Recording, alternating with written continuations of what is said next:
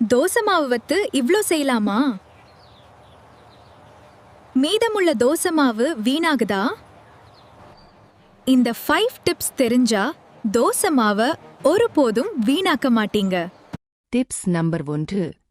வீட்டில் மீதமுள்ள தோசை மாவை வீணாக்காமல் ரொம்ப சுவையான ஸ்நாக்ஸ் செய்யலாம். அதுதான் இந்த இன்ஸ்டன்ட் பணியாரம். முதலில் ஒரு பாத்திரத்தில் தோசை மாவை எடுத்துக் கொள்ளுங்கள். அதில் பொடியாக நறுக்கிய வெங்காயம் சேர்க்கவும். பச்சை மிளகாய் சிறிய துண்டுகளாக நறுக்கி போடுங்கள். சிறிது கருவேப்பிலை சேர்த்தால் நல்ல வாசனை வரும். அதுடன் கொத்தமல்லி சேர்த்தால் இன்னும் சுவை அதிகம். இப்போது தேவையான அளவு உப்பு சேர்க்கவும். கொஞ்சம் மிளகு தூள் சேர்த்தால் ஸ்பைசி டேஸ்ட் கிடைக்கும். அனைத்தையும் நன்றாக கலக்கிக் கொள்ளுங்கள். பணியாரம் சட்டியை அடுப்பில் வைத்து சூடாக்கவும். ஒவ்வொரு குழியிலும் கொஞ்சம் எண்ணெய் ஊற்றுங்கள். எண்ணெய் சூடானதும் மாவை மெதுவாக ஊற்றவும். அதிக தீயில் வைக்காமல் மீடியம் ஃப்ளேம்ல வைத்தால் நல்லா வெந்துரும். ஒரு பக்கம் கோல்டன் கலர் வந்ததும் திருப்பி போடுங்கள். இரு பக்கமும் மொறுமொறுப்பாக வந்ததும் எடுத்துக் கொள்ளலாம். இதுக்கு தேங்காய் சட்னி சூப்பர் காம்பினேஷன். குழந்தைகள் முதல் பெரியவர்கள் வரை எல்லாரும் விரும்பி சாப்பிடுவாங்க. மாலை நேர ஸ்நாக்ஸ் இது பெர்ஃபெக்ட் ரெசிபி. மீதமுள்ள தோசை மாவை இனிமேல் வீணாக்காதீங்க. Tips number 2. முறு ஆனியன் உத்தப்பம். வீட்டிலேயே ஹோட்டல் ஸ்டைல் சுவையில் செய்யலாம். முதலில் நல்ல பொழித்த தோசை மாவை எடுத்துக் கொள்ளுங்கள். உத்தப்பம் சாஃப்ட் வர மாவு கொஞ்சம் திக்கா இருக்க வேண்டும். ஒரு பெரிய வெங்காயத்தை பொடியாக நறுக்குங்கள். அதுடன் ஒரு தக்காளியையும் சிறிய துண்டுகளாக நறுக்கவும். சிறிது பச்சை மிளகாய் சேர்த்தால் ஸ்பைசி டேஸ்ட் அருமையாக இருக்கும். கொஞ்சம் கொத்தமல்லி தூவினால் நல்ல வாசனை வரும். இப்போது தோசைக்கல்லை அடுப்பில் வைத்து சூடாக்கவும். கல் சூடானதும் சிறிது எண்ணெய் தடவுங்கள். மாவை ஒரு கரண்டி எடுத்து தடிமனாக ஊற்றுங்கள். சாதாரண தோசையை விட கொஞ்சம் திக்கா இருக்க வேண்டும். இப்போது மேலே வெங்காயம், தக்காளி, கொத்தமல்லி தூவுங்கள். காய்கறிகள் நன்றாக ஒட்ட மெதுவாக அழுத்துங்கள். சுற்றிலும் சிறிது எண்ணெய் ஊற்றுங்கள். மீடியம் ஃப்ளேம் வைத்தால் மொறுமொறுப்பாக வரும். ஒரு பக்கம் கோல்டன் பிரவுன் ஆனதும் மெதுவாக திருப்புங்கள். மற்றொரு பக்கமும் நன்றாக வெந்ததும் எடுத்துக் கொள்ளலாம். இதுக்கு தேங்காய் சட்னி சூப்பர் காம்பினேஷன். சூடாக சாப்பிட்டா ஹோட்டல் டேஸ்ட்க்கும் மேலா இருக்கும். காலை டிபனுக்கும் மாலை ஸ்நாக்ஸு இது பெர்ஃபெக்ட் ரெசிபி. Tips number 3. வீட்டில் தோசை சுட்டாலும் ஹோட்டல் மாதிரி கிறிஸ்பி வரலையா? அதுக்குத்தான் இந்த சூப்பர் சீக்ரெட் டிப். முதலில் நல்ல பொழித்த தோசை மாவை எடுத்துக் கொள்ளுங்கள். மாவில் 1 ஸ்பூன் ரவை சேர்க்கவும். ரவை சேர்த்தால் தோசை மொறுமொறுப்பாக வரும். அதுடன் கொஞ்சம் எண்ணெய் சேர்க்கவும். எண்ணெய் சேர்த்தால் தோசை கல்லில் ஒட்டாது. மேலும் நல்ல கோல்டன் கலர் கிடைக்கும். இப்போது மாவை நன்றாக கலக்கிக் கொள்ளுங்கள். மாவு ரொம்ப திக்கா இருந்தால் கொஞ்சம் தண்ணீர் சேர்க்கலாம்.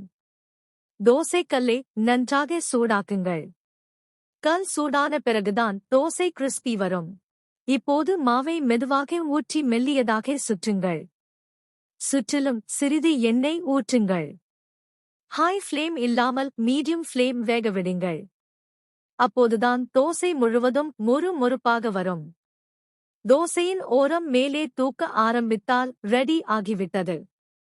திருப்பாமல் கூட கிறிஸ்பி ரோஸ்ட் மாதிரி எடுத்துக் கொள்ளலாம். இந்த டிப் ஃபாலோ பண்ணீங்கன்னா ஹோட்டல் ஸ்டைல் ரோஸ்ட் வீட்டிலேயே செய்யலாம். தேங்காய் சட்னி, சாம்பாருடன் சாப்பிட்டா டேஸ்ட் வேற லெவல். இனிமேல் கிறிஸ்பி தோசை செய்ய இந்த சீக்ரெட் மறக்காதீங்க. Tips number 4. வீட்டில் இட்லி சாஃப்ட் வரலையா? அதுக்காக ஒரு சூப்பர் ஈஸி கிச்சன் சீக்ரெட் இருக்கு. முதலில் தோசை மாவை ஒரு பாத்திரத்தில் எடுத்துக் கொள்ளுங்கள். இந்த டிப் அதிக பொருட்கள் தேவையில்லை. சிறிதளவு அவலை எடுத்துக் கொள்ளுங்கள். அவலை 10 நிமிடம் தண்ணீரில் ஊற வைக்கவும். நன்றாக ஊறிய பிறகு மிக்ஸி போட்டு அரைக்கவும். ஸ்மூத் பேஸ்ட் மாதிரி அரைத்தால் போதும். இப்போது அந்த அவல் பேஸ்ட் தோசை மாவில் சேர்க்கவும். மாவை நன்றாக கலக்கிக் கொள்ளுங்கள். அவல் சேர்த்தால் இட்லி மிகவும் சாஃப்ட் வரும். கடை இட்லி மாதிரி மென்மையான டெக்ஸ்சர் கிடைக்கும். தேவையான அளவு உப்பு சேர்க்கவும். மாவை 15 முதல் 20 நிமிடம் ஓய்வாக வைக்கலாம். இப்போது இட்லி தட்டில் சிறிது எண்ணெய் தடவுங்கள். மாவை ஊற்றி இட்லி பாத்திரத்தில் வைத்து வேகவிடுங்கள். 10 முதல் 12 நிமிடம் வேகவிட்டால் போதும். இட்லி நன்றாக பஞ்சு போல வரும். குழந்தைகள் கூட ரொம்ப விரும்பி சாப்பிடுவாங்க. தேங்காய் சட்னி, சாம்பாருடன் சாப்பிட்டா டேஸ்ட் வேற லெவல். இந்த சீக்ரெட் தெரிஞ்சா இனிமேல் ஹார்ட் இட்லி வராது.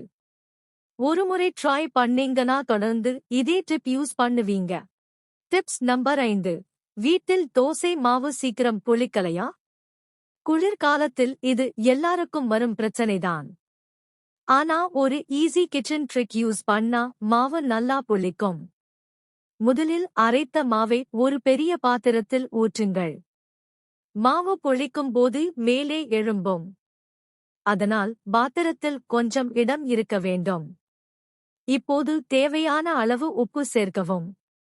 கையால் நன்றாக கலக்கினால் ஃபெர்மெண்டேஷன் சீக்கிரம் ஆகும். அடுத்ததாக அடுப்பின் அருகில் மாவை வைத்து விடுங்கள். அடுப்பின் சூடு காரணமாக மாவு சீக்கிரம் புளிக்கும். குளிர் அதிகமாயிருந்தால் மாவை மூடி வைக்கவும். ஒரு திக் கிளாத் கொண்டு சுற்றி வைத்தாலும் நல்ல ரிசல்ட் கிடைக்கும். இரவு அரைத்த மாவை இப்படிச் செய்தால் காலை நல்லா புளித்து இருக்கும். மாவின் மேல் சிறிய பபிள்ஸ் வந்தால் ரெடி என்று அர்த்தம். புளித்த மாவில் தோசை, இட்லி இரண்டும் சூப்பர் சாஃப்ட் வரும். மேலும் டேஸ்ட் கூட அதிகமாக இருக்கும். சிறிது வெந்தயம் சேர்த்து அரைத்தாலும் மாவு நல்லா புளிக்கும். அவல் சேர்த்தாலும் சாஃப்ட் டெக்ஸ்சர் கிடைக்கும். ஃப்ரிட்ஜ்ல உடனே வைக்காதீங்க. முதலில் மாவு நன்றாக புளித்த பிறகுதான் ஃப்ரிட்ஜ் வைக்க வேண்டும். இந்த சிம்பிள் டிப்ஸ் ஃபாலோ பண்ணீங்கன்னா இனிமேல் மாவு புளிக்காத பிரச்சனை இருக்காது. இந்த டிப்ஸ் பயனுள்ளதாக இருந்தா லைக் சப்ஸ்கிரைப் பண்ண மறக்காதீங்க.